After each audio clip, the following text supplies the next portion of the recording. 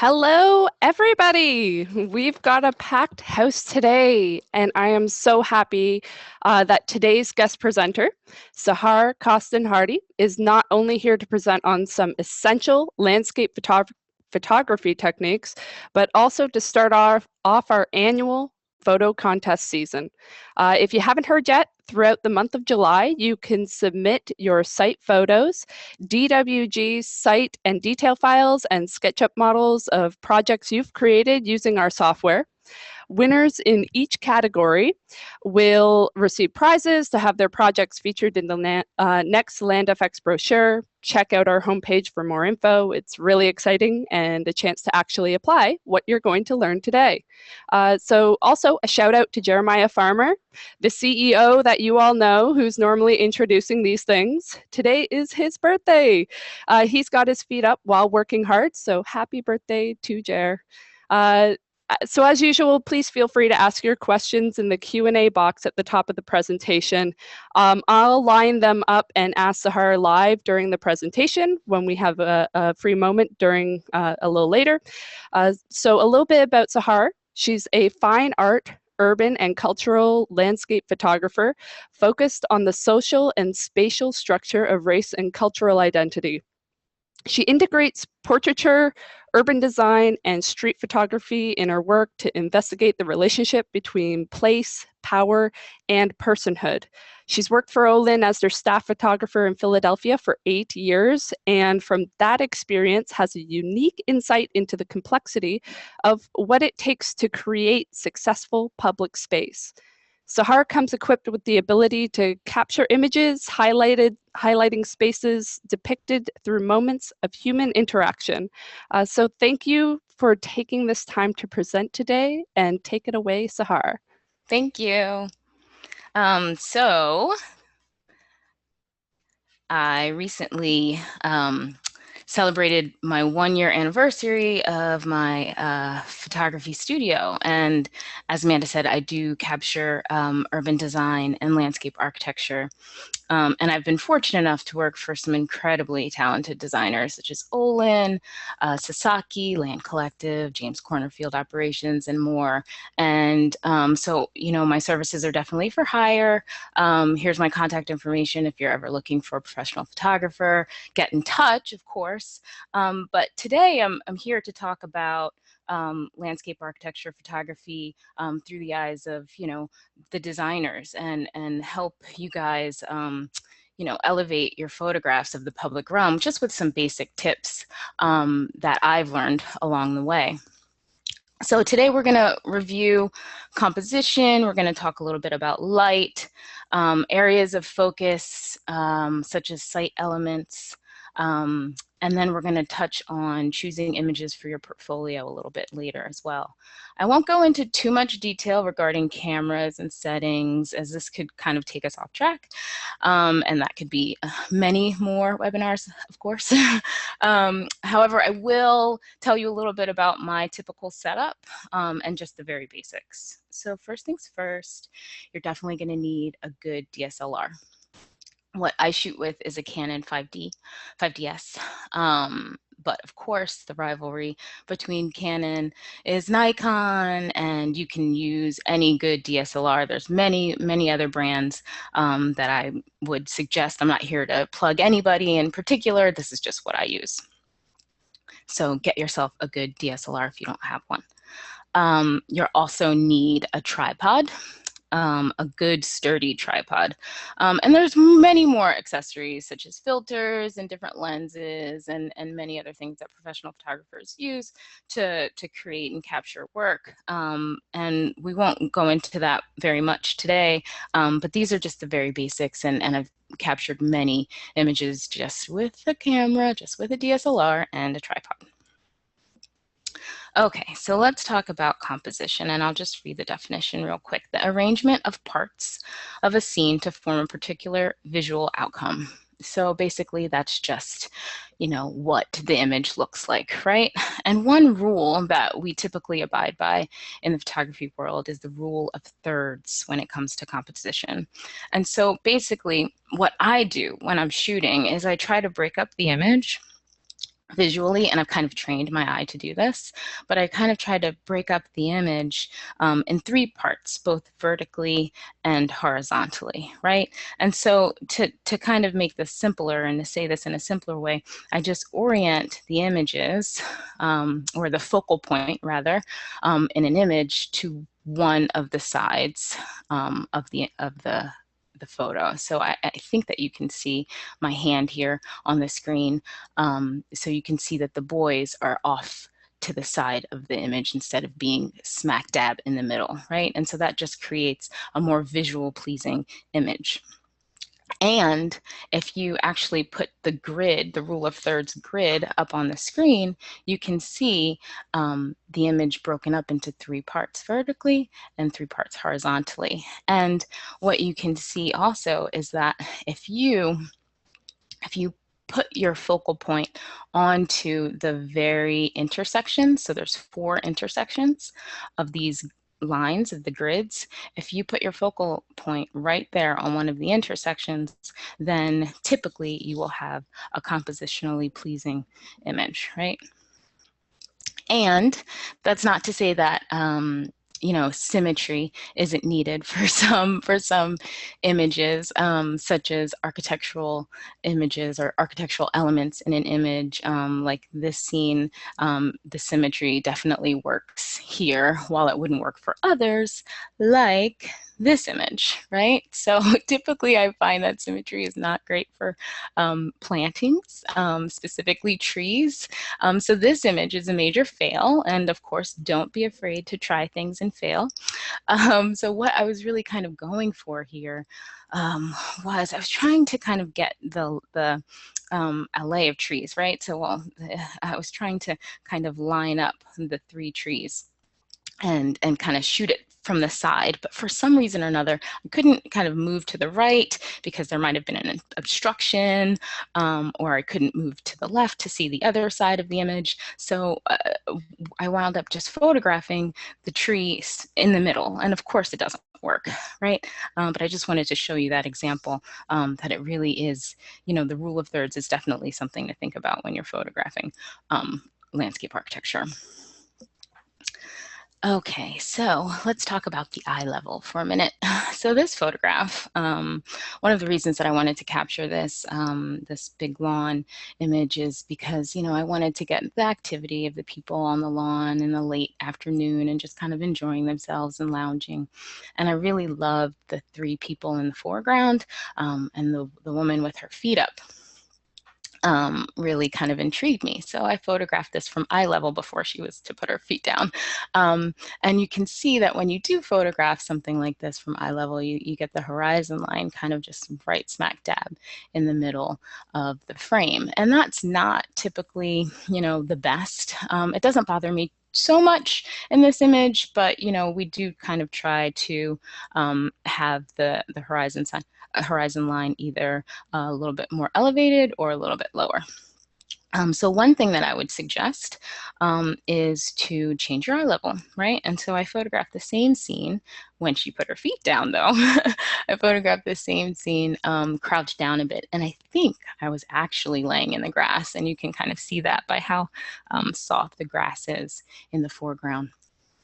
And I'll go over some settings in a little bit too and show you my camera settings in a bit. But so you can see the difference between the composition on the left image and the right image. It's drastically different, it's just a completely different feel. And, to each his own, you can decide which one you like better. I would just suggest, when you see a scene that you enjoy, do it from multiple angles. Here's another example of that. I was photographing Shenley Plaza from the streetscape, and I was looking into the plaza, and I wanted to get, the beautiful plantings along the street edge, and you can see the father and the son walking into the image. And you don't really get too much in the background, right? So I was coming back in the afternoon, in the late afternoon, to photograph an event here, and I decided that I wanted to get up a little bit higher so that I could see more. And so I was lucky enough to be working with the designers the site, and they helped bring a huge ladder for me to stand on. And that really allowed me to capture way more of the design elements that you wouldn't have been able to see if I was just shooting from eye level. So you see the people sitting on the benches enjoying themselves. You see the plantings, and you see the people on the lawn in the background as well. And here we go is another side by side, so you can see the complete difference night and day, really, of the exact same area. Okay, another element that we can talk about when we are thinking about composition is leading lines, right?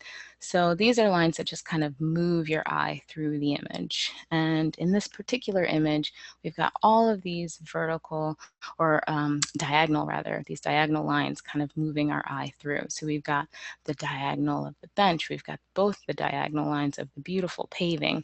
We've got the diagonal coming through from the top of the pavilion. Even the boats have diagonal lines and the railing, and it just really allows your eye to kind of move nicely around circularly in the image. Now, these lines don't necessarily have to be diagonal and vertical. They can also be curvilinear. So here, what my eye does is kind of follow the wall, the curve of the wall, and then the curve of the railing, and it kind of ends up over to the left and kind of lingers along all of the overgrown plants here. And then I kind of come back and I see the man walking along this path edge. And then, you know, it's same for very, very well-designed spaces as well. In North Park and in Boston, you see these curved lines of the path that kind of lead you to the back of the image. You kind of linger along the people that are walking along the path, but then you kind of end up around the horizon line, and you see all of these beautiful buildings, and then it kind of brings you back to the foreground, and then you start kind of all over again. And that's what you want with composition, and that's what you want with an image. You don't want to have to linger in one space. You want to look at all of the elements of the photograph, right? Because that's why you're capturing it, so that you can see, or your viewers can see, everything that you've designed. Okay, so I promised you some settings. So here we're going to talk a little bit about the different types of images that I capture when I'm photographing a space. So, you know, you definitely, and when I say types of images, really I mean focal length and distance, right? So we're talking about a wide angle shot, possibly, right? To show the context and just making sure that you set up the scene and you show where the project is in the space. And sometimes, often, these are aerial images. So obviously this is an aerial image, and you don't have to necessarily photograph with a drone. I haven't used a drone yet, and you don't necessarily have to photograph from a helicopter, but you can get up very high, you can go on roofs, and, you know, even get some higher vantage shots, like I said, higher vantage shots from like very tall ladders. So this is shot from across the street on a rooftop, and you can see my camera settings down here. I am using, my lens is a wide angle lens, and it's a zoom lens. I'm really trying to get a lot of the context. I want to see the city in the background, and I want to see the art museum, and kind of like how the space is kind of set up. And the project here is actually the sculpture garden of the art museum. And so after you have that context shot, you want to make sure that you definitely have that long view, but then you also want to make sure that you're focused in on one piece of the project as well. I mean, multiple pieces eventually, but like focused in on certain areas, right? You don't just want the context shots. You want to get in and you want to have like an intimate kind of space and feel. So, you know, this image is obviously showing the children excited and having a good time in the space in the sculpture garden. And you can see here, I'm also using a zoom lens, and I'm probably at about 60 millimeters or 50 millimeters or something like that. And then, of course, we also want to have details and detail elements such as the etching here in the boulder. And this was done in the snow, obviously. You can see the snow, and we'll talk about photographing in weather a little bit later. And so I'm just going to run through that again, and not with the same project, but with a different project, Dilworth Park, also in Philadelphia, my hometown. Hey, Philly. So with the Canon, also shooting with a different lens, but it's also wide zoom and open all the way up to 24. And this is a contextual image, most certainly, but it's not an aerial, right? So you can choose, or obviously have both on hand. But you know, this really sets up the scene. You have the biker and you have people walking along. It's kind of early morning light, and you see the street, the sidewalk in the background, and you've got the historic city hall in the foreground. You know, it really kind of shows you that this is definitely a very urban city. And then we've gotten, you know, this tight image of the specific site element, the beautiful water fountain. And I'm shooting with a very fast shutter speed. You can see I'm at 1/500th of a second, so that I can freeze these little droplets of water and really catch the excitement of this little child in the front playing in the fountain. And this is really just like the image is only about the fountain and the people playing. And then again, we have some details, not as tight of a detail, not as tight of a zoom in, but we are focused on the texture and the layers. And you see the beautiful plants in the foreground, and then this interesting glass element right behind it. And then you've got the historic city hall in the distance. Okay, so that kind of concludes the basics about composition and the types of images that I definitely want to capture. So let's talk a little bit about light and when we're photographing. So light is arguably the very basis of photography. You obviously need some form of light, even if it's just a little bit, to make an image. But the quality of light really helps convey mood and atmosphere, right? And so many people just think that golden hour, that's it, right? It's like the best time of day to photograph, and I love it. The golden hour is definitely a great time to photograph, and the golden hour for people that aren't really too familiar is, you know, when the sun is very low, and so it's either right after sunrise or before sunset, and the shadows are long, and you just have this really beautiful glow from the light. And so I would encourage people to really go out and photograph in different types of lighting conditions and scout, right? So here was kind of a botched photo assignment, I guess you can say. I just don't love the image too much, but I was really trying. I was hoping for a wintry scene, and it just wasn't enough snow, and you can just see that in the foreground. It's just not enough. But what it did allow me to do is see when the building in the background, when that was going to be lit, and when I would come back for another day to photograph, you know, during the golden hour. So I knew that I wanted to come back. I think it didn't snow anymore this year. So I knew that I wanted to come back in the spring.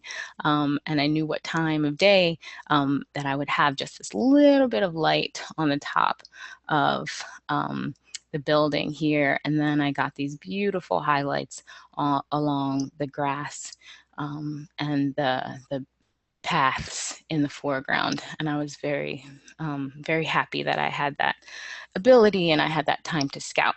And so scouting is definitely a very important piece of the puzzle when we're looking for elements that are going to be lit. You don't want to spend a ton of time photographing a site and just realizing that the elements that you want to highlight are in complete shadow. Also, like I said, photographing in different conditions, weather conditions, so you can see the image at the top and at the bottom. Both images are basically the same view. One at the top is photographed under complete overcast sky. And then the one underneath, I think it's a partly cloudy day, right? So we've got the sun peeking through the clouds, and it's illuminating the Rodin Museum. And then we've got a little bit of shadows in the foreground. And so, you know, it's very subjective. It's up to you, whatever you're interested in, whatever image you like better. Some photographers really enjoy images that are concentrated on plantings, to photograph them during an overcast lighting condition, because they think that you can kind of, you know, get a better understanding of how the plants are looking. And you can even see, I mean, this is a different time of year too, but you can see the plants are looking beautiful and under the overcast sky in comparison to the planting here.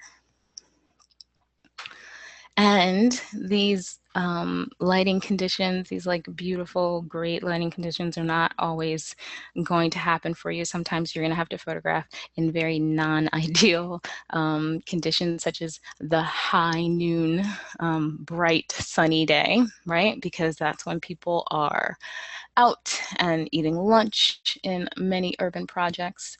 And that's okay. You know, you still should photograph, and you still should, you know, look for the scenes that are captivating to you and that are moving to you. And sometimes, you know, sometimes these long shots work. And sometimes, you know, you can get in a little bit closer. And in this case, I was really able to kind of get the dappled shade, so it's not completely blown out, and you don't have the harsh difference between the bright sun and then the super dark shadows that you get with high noon. Let's back up again to scouting, just kind of trying to drill in the importance of it. In this scenario, it had just rained. It was kind of like a quick downpour, I think.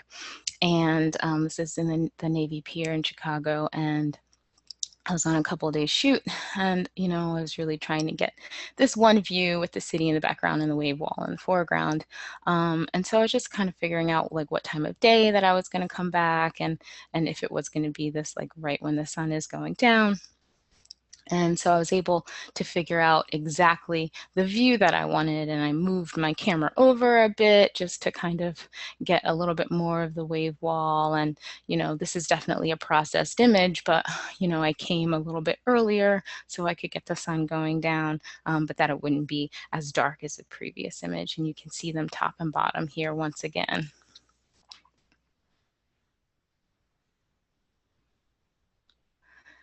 And weather. So we said that we would talk a little bit about weather. Definitely seasonality. Photographing the projects in different seasons is always a good idea. I mean, when you're submitting for awards, most definitely, people definitely want to see how the project is doing in different seasons, and even just for you and for your portfolio, and to see, you know, how people are enjoying the spaces in different weather conditions. So you can see sometimes it's great and it works out to get the exact same view in different seasons. You don't have to always do that, of course, but just photographing the project again and again in different seasons. Oh, and just trying new things. This is actually just an iPhone shot, but I love the fog. It's just so moody, and I just couldn't help but capture this photograph of a designer actually photographing on site.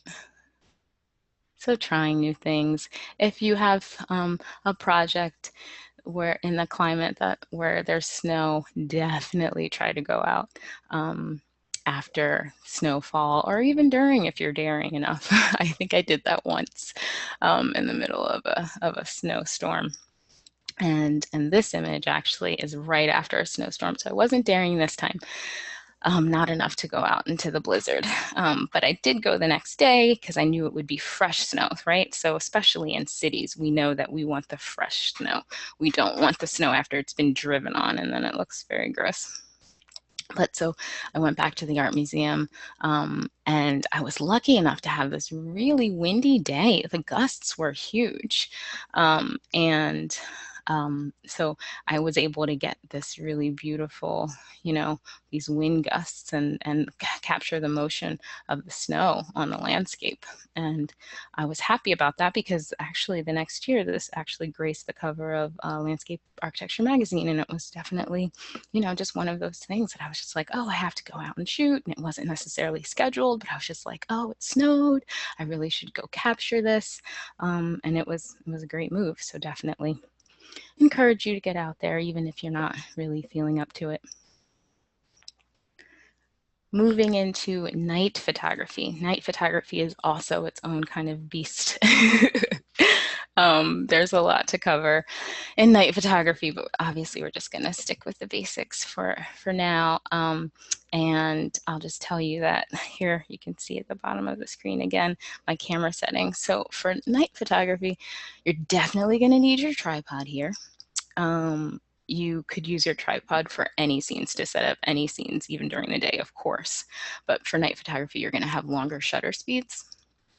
So you're definitely going to need to have a sturdy tripod to set your camera on. And here, my ISO is at 640. And my shutter speed is 1/6 of a second, which is pretty long, which is why you see these ghosting people kind of walking by. You can even see them here. Some people are staying fairly still, but you can see these people in motion. And often what I do is I take multiple exposures and I merge them together. And I do this even during the day for certain elements, but it's definitely necessary for, I find, for night photography. Like, for instance, the sky is completely blown out in the left image, the image on the left, and it's looking pretty beautiful in the image on the right. But on the image on the right, you expose for the sky, but then everything else is just complete shadow and there's no information in the dark areas. So what I definitely do is merge 2 or 3 even images together and just make sure that I blend the elements together. And you can see, here's the final merged image here.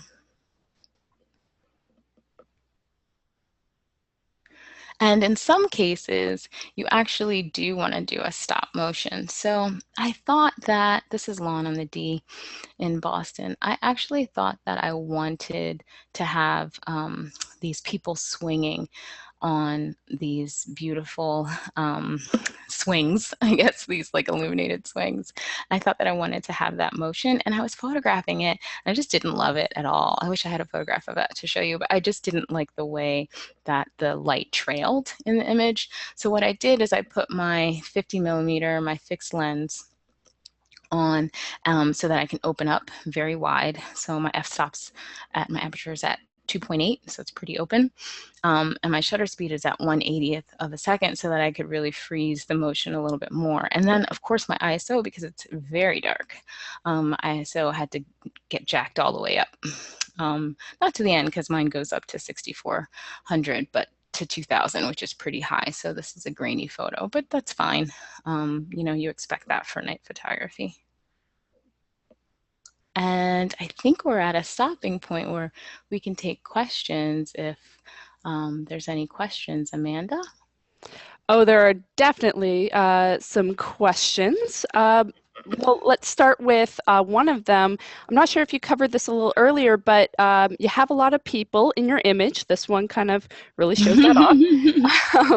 Do you bring people? I think the answer is no, especially for this image. Do you get permission? Do you have to sign anything by strangers, or what do you have to do?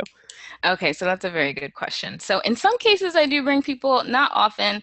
I definitely didn't bring these tens of thousands of people. But so for the public realm, actually, it is not necessary to have a waiver from people unless they're celebrities and they make their money off of their image, right? So it's fine to like take a few model releases with you when you're photographing, especially if you're going to get like some very close images of people's faces. But I'm not generally looking for that. Generally, I'm looking for, you know, the scene. And so the image is not necessarily made by the likeness of the person. It could be any person. And therefore, it's not necessary to have a model release. Now, if you're on private property, that's a different ballgame. You do need model releases for private property. Okay, great. And then I just have three that are kind of similar and are basically questions about the post-production before we, I guess, move on to the rest, and then we can handle a few more questions at the end of the presentation. But one is what software do you use? And let's see, and obviously you were mentioning that some of the images were digitally enhanced, but how much digital enhancement do you do with that regard? Oh, that's a good question too. Okay, so first off, software. I use Adobe.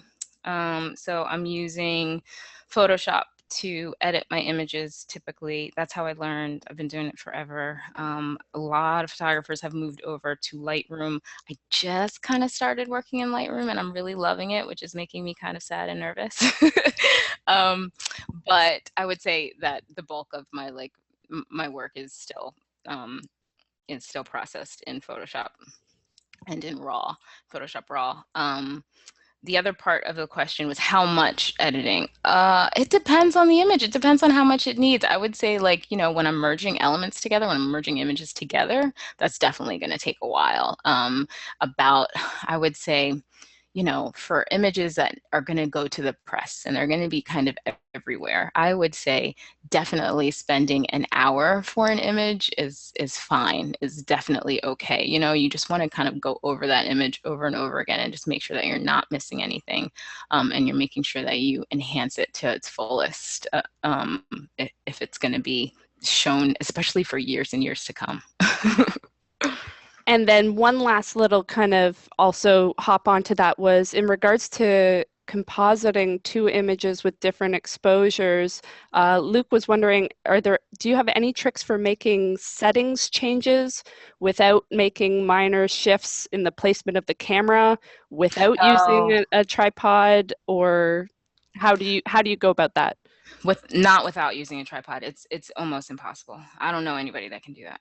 I certainly can't. I would say you have to use a tripod. If you know that you need multiple exposures, you definitely have to use a tripod. I think that I can do it, and I like hold my breath, hold my elbows in. If I'm, you know, don't have my tripod handy, and I take the photo, and it's drastically different. You know, you breathe, and so the image is going to move over to the right or left or up and down. So I would say you definitely have to have a tripod when you are merging images together. So just have that foresight and know that you need to put that camera on a tripod. Perfect. Okay, we'll hold the rest of the questions. If anybody has more questions, please use the Q&A box. Thank you. Just taking a sip of water. Okay, so on to the elements of a photograph, right? So we're talking about site elements in the landscape. And so I just want to quickly cover kind of like what I'm looking for when I'm out photographing a landscape. And as Amanda said, that's people often. I really love photographing people. I think that people, for me, kind of like make the image come alive more. And not everybody feels this way, right? So, you know, it's completely up to you. It's subjective, but that's the way I feel. And I think that, for instance, this image of the boys sitting on the fountain, there's no way this image would be as successful in my mind if there was no one there. It would be different. It would be a different feel, but it just wouldn't. I think that they and their body language just kind of makes the image for me. It makes me happy to see them enjoying themselves, and it makes me want to actually like go visit this place as well. On the other end of the spectrum, so that's like a lot of people, right? Or a handful of people. Um, you can also photograph, an image, a scene where there's just like one or two people, and I think that this is a really fun photograph where this image is not about this man that's walking into the frame at all, right? This image is about the signage, and it's about the etching in these boulders, and it's beautiful, the signage.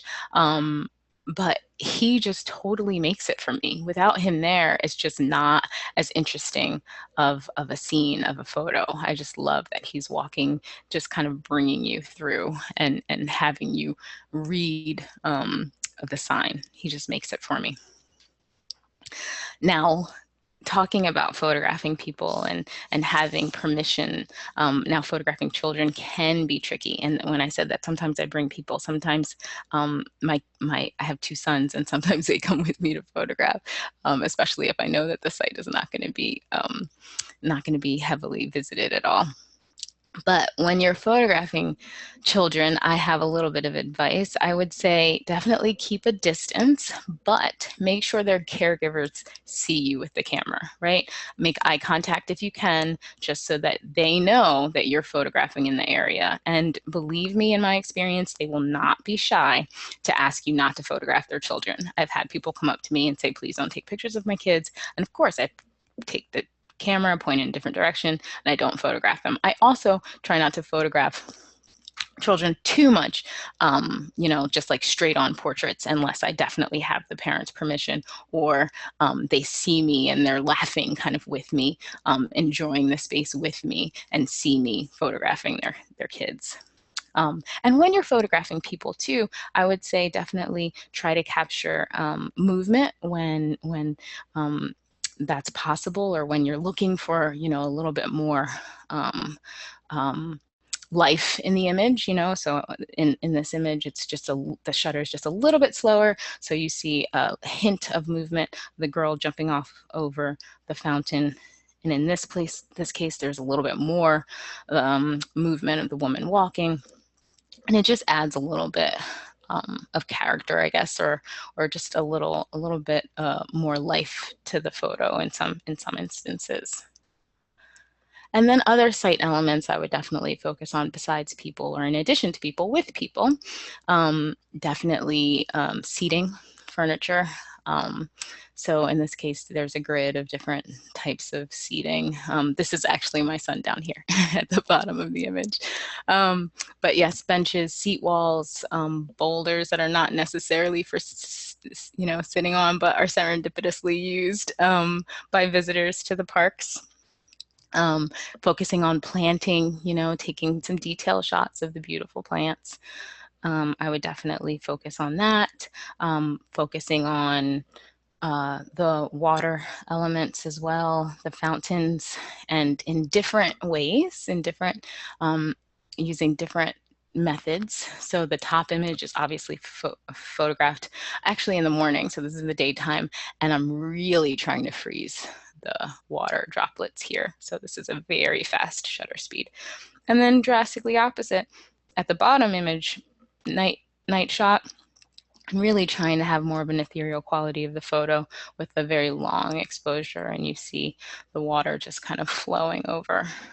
So a completely different atmosphere, and just by using different methods and different settings on the camera. And then architectural elements. So obviously architectural photography is its own beast and has been forever, since the beginning of photography.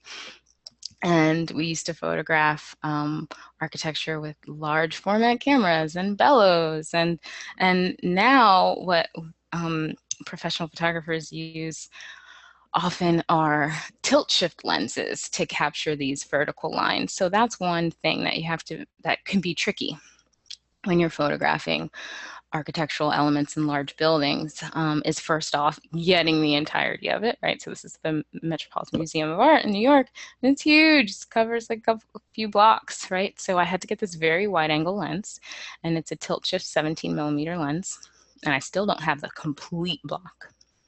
the end of the building in it. But it's also a tilt shift, right? So it just means that the lens itself, you can kind of make it tilt so that the lines get straight, because with your lens is going to warp any straight vertical lines that you have, if you are kind of looking up or if you're looking down in any slight movement. So you definitely want to think about investing in even a rental. This was a rented lens of a tilt shift, and then it'll just help you straighten out those vertical lines. Okay, we are almost at the end. We are just going to do a quick little recap here. I know that was kind of a lot of information, but it was definitely just the basics. And so what we're going to do is just review really quickly just with this one image. So we talked about light, and we talked about creating atmosphere and mood with light. We talked about composition.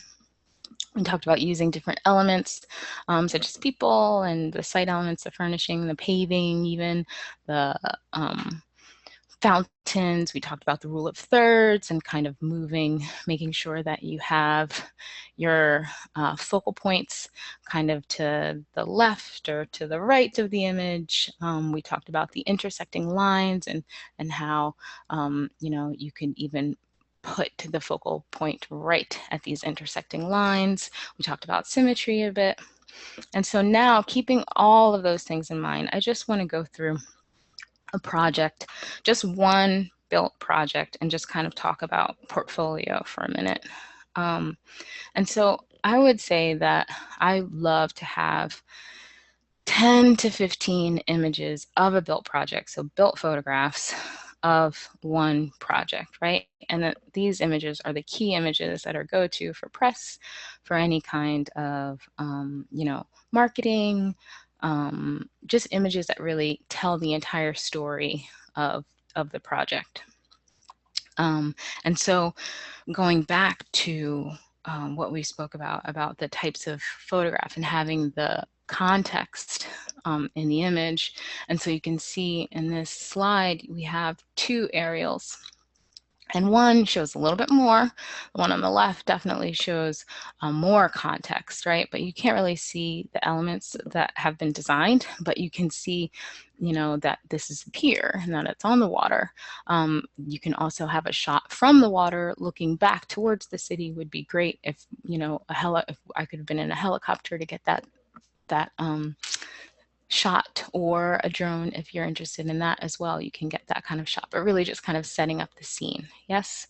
And then on the image, in the image on the right, another aerial, and it's just a little bit more zoomed in, and you can actually see the design elements and what has been kind of transformed on the pier.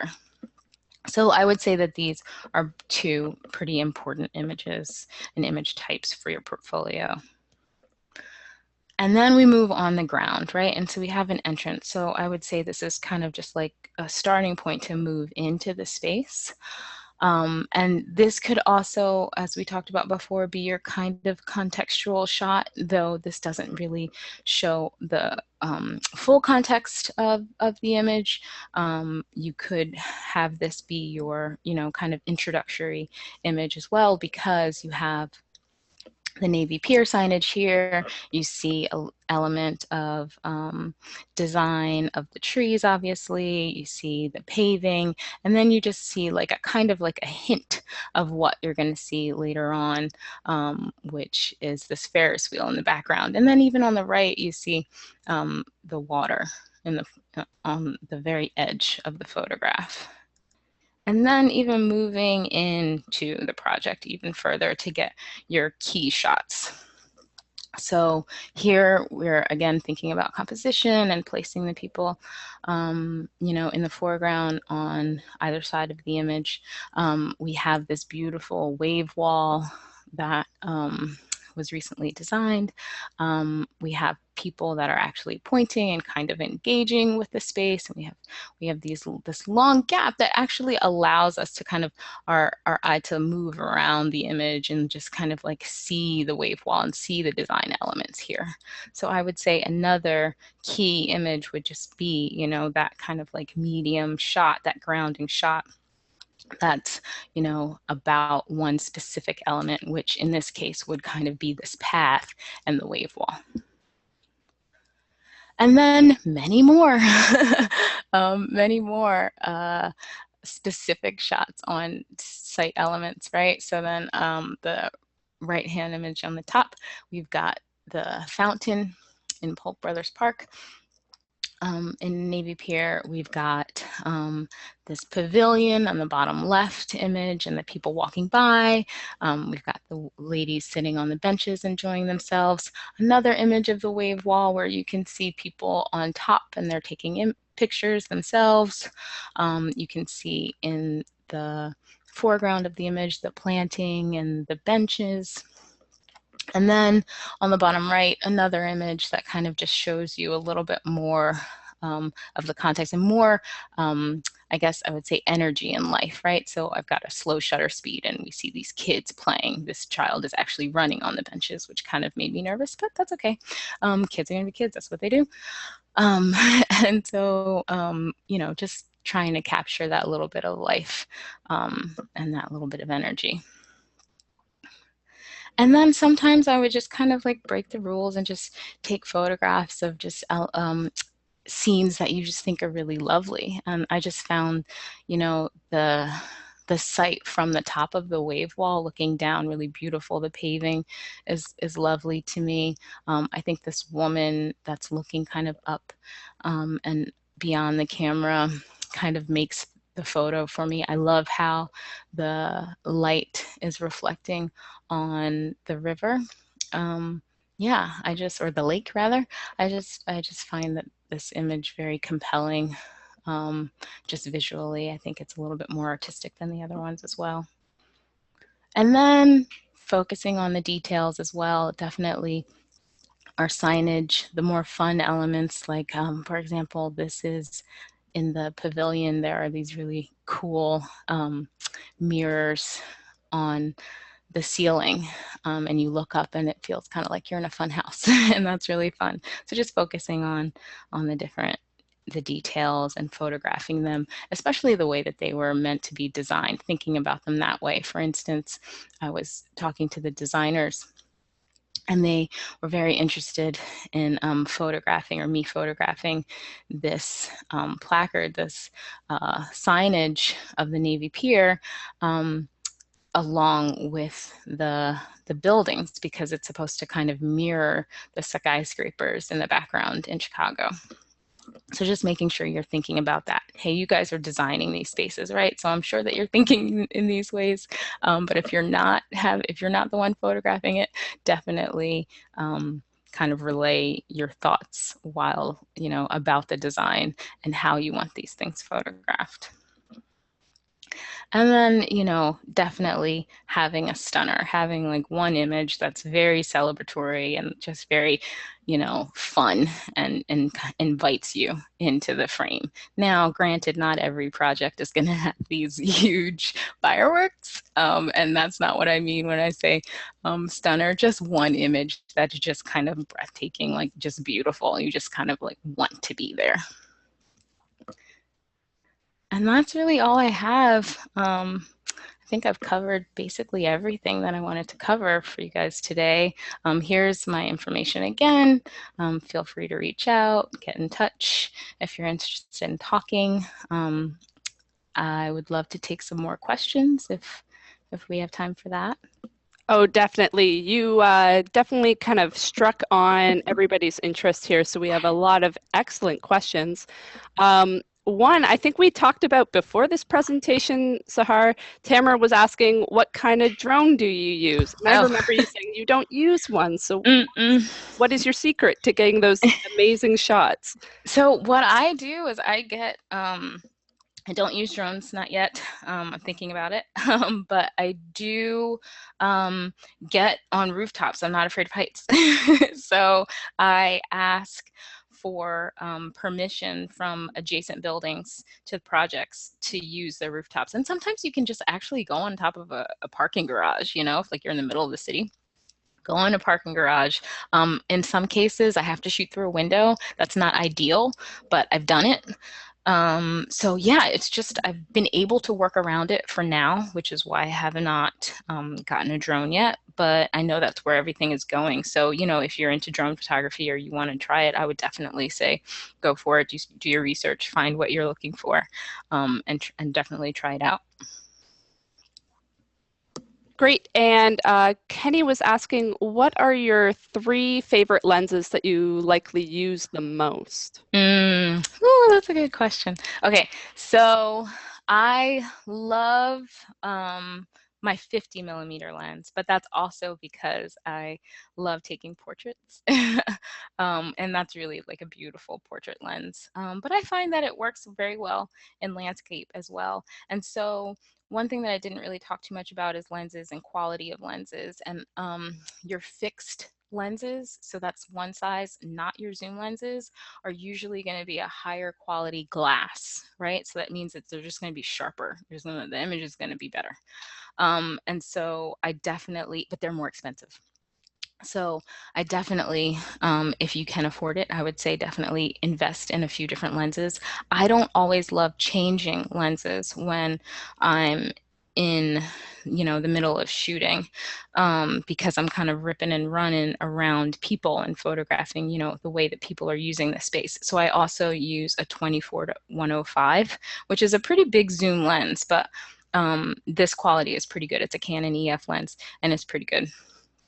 I would say I've got some on the list. I would say I don't have this one yet, but I want it, the 35 millimeter fixed lens.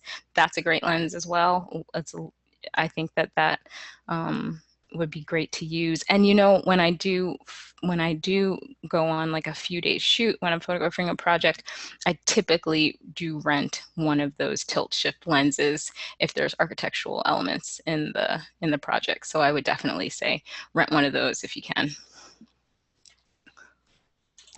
Great. And Lee was asking, in one day of shooting, do you keep the same ISO setting, or if not, or if so, what's your typical ISO setting in the daytime?